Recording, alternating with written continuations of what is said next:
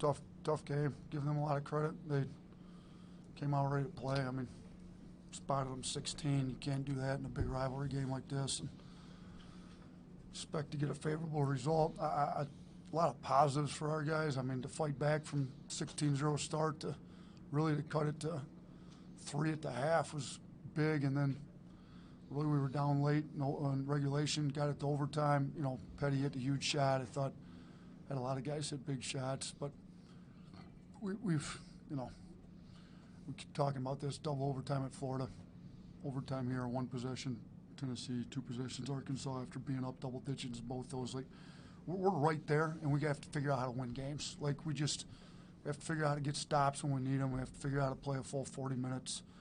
Well, I mean, we're capable of beating anybody in the league when we bring it for 40, but it didn't quite happen. I mean, some of the positives for us, obviously, Kyra with the triple-doubles, huge. I couldn't really afford to take him out of the game, so, you know, he's playing 45 minutes. It's hard, but I mean, we had to do it. You know, Herb kind of became our second playmaker with him out.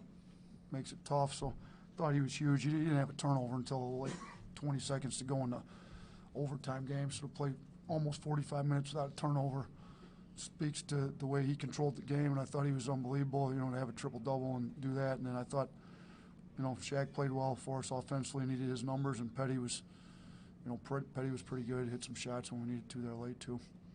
Thanks, Chris. Let's take questions for Kyra first. Let's start with here, Alex, in front. Kyra, I'm sure it's kind of bittersweet being a loss, but when you think about your triple-double, being just the second guy, how bittersweet that I mean, I don't really think about it right now because, I mean, we lost the game. So, I mean, nothing really matters unless if you lose. I mean, it would feel better if I won, but, you know, we lost. So, it's a triple-double with a loss. Other questions for Kyra? What was the mindset when you were down 16-0 in the first 4.5 minutes? We just put the guys in, you know, just keep battling. You know, they was going to make a run. I mean, you know, they was going to start off good. You know, they wanted to play it after the first meeting, so just calm down, you know, get to the free throw line. I think I got to the free throw line, hit 2 free throws, and then after that we responded great. So, last question for Kyra on the far right. Kyra, when did you find out that Herb would be playing in this game, and what did that mean having out there? I found out, you know, I think somebody fouled or something, ball went out of bounds, and he checked in. What did it mean to have him on the court for this game? He was you know, that's a warrior, you know. To play with one hand, you know, do what he did in 7 minutes, you know. Not many people in the world can do that. So my hat's off to him, you know. We needed him. He made big-time plays, got big-time rebounds. They tried to ice him to win the game going into overtime, and he shot an air ball. So that basically describes him in one play, you know, true warrior, great defender. You know, hats off to him for playing with one hand, basically. Okay, thanks, Kyra. You're good.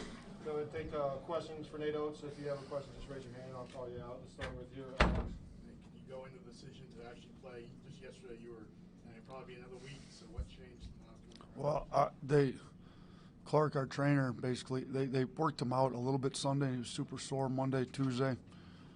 They gave it another go. They came in early this afternoon. I mean, he kind of shot a little bit, and then he showed me how he had it wrapped up. Got approved by the league office, and the officials said, look, I think we can play him some. It was more to get, the way Clark put it, to get some bullets in before we try to put him in against LSU. He thought, I guess after giving him Monday and Tuesday completely off, like they didn't do anything, no work. They did some right-hand stuff, but the ball didn't touch his left hand. He said, let's try to get him in when we know we're going to defense and not going to have to play any offense. So if you noticed, every single time there was a whistle where we were going to defense with under a minute going into the media timeout, we'd put him in, hoping that he could play more defensive possessions than offensive possessions and just get him some live reps before we play him Saturday. Hopefully Saturday we can play him a lot more minutes than he did. I mean, you look, he's plus 13 in 7 minutes. Talk about an impact on the game. Like that, it's pretty good impact on the game, be plus 13 when you're in for 7 minutes. Far back right, Cecil. Coach, we talked after the Georgia game about just playing through stuff, just playing through situations. You didn't call a timeout in a 16-0 run. Was that what you were trying to do there, just play through it? Yeah, a little bit. I mean, some of that I didn't, Yeah, we got to figure out how to stop some runs. I mean, I talked to the guys, like, it's going to be loud in there. You guys got to huddle. You got to coach each other. You got to, Kyrie, you got to run the team. You got to get guys where they want. We're not going to be able to hear us all the time. So, yeah, I mean, sometimes better off letting them figure some stuff out. Maybe I should have called one in there in the middle of it. Sometimes I think they need to figure stuff out on their own and grow, mature. Like they did. Yeah, they did. I mean, we got to the first media, and it was, I think, might have been 16 zip, Kyrie going to the free throw line, if I remember right. I think he cut it to 14, 16-2. The rebounds were 10-1 at the point. I think they got the next one, so I think we started out down 11-1 on the glass.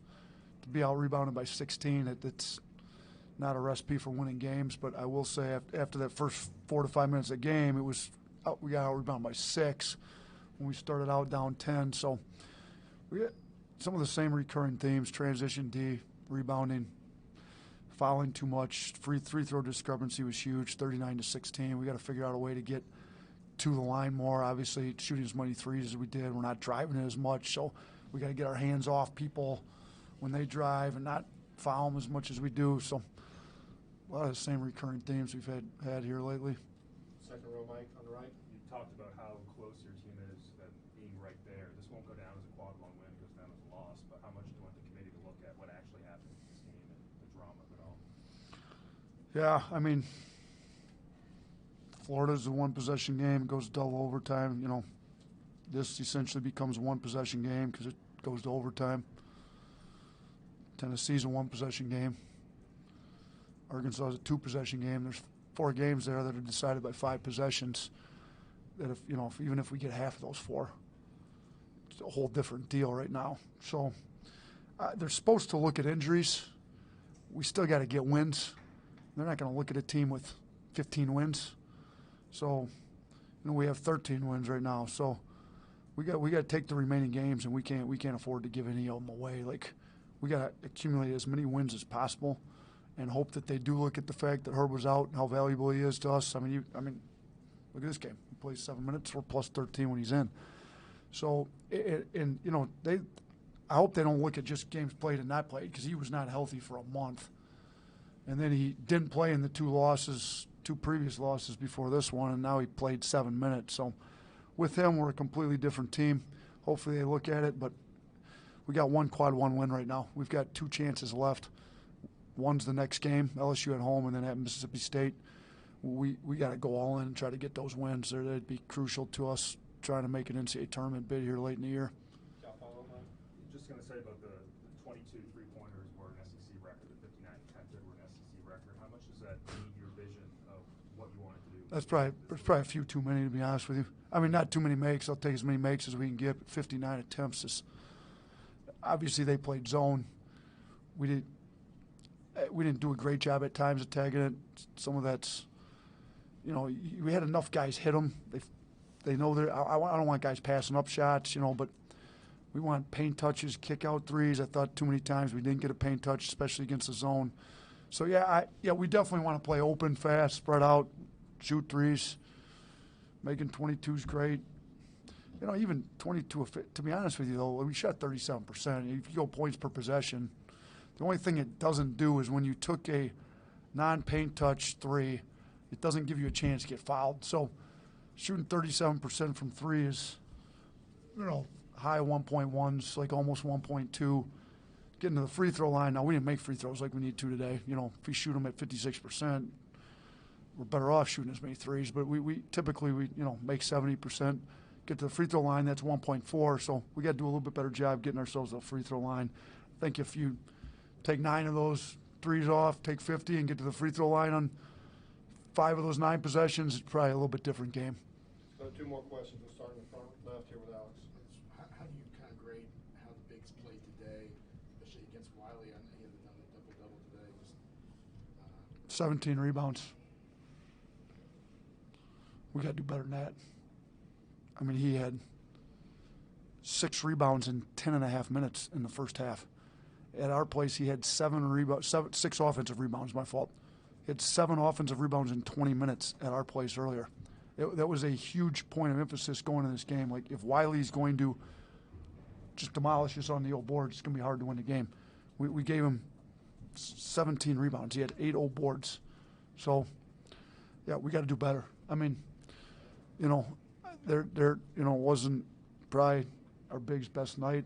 We need him to be good for us. We need Galen, JV, and Alex to be able to rebound for us. And, you know, Reese didn't shoot it well. I'm not that worried about Reese missing shots. I mean, he's a good shooter. He's going to get in the gym. He's going to hit shots for us. I'm more concerned about our rebounding issues at that spot. Cecil, do you have a last question? Anything else? All right, thank you guys. Appreciate All it. right, thanks. Appreciate it.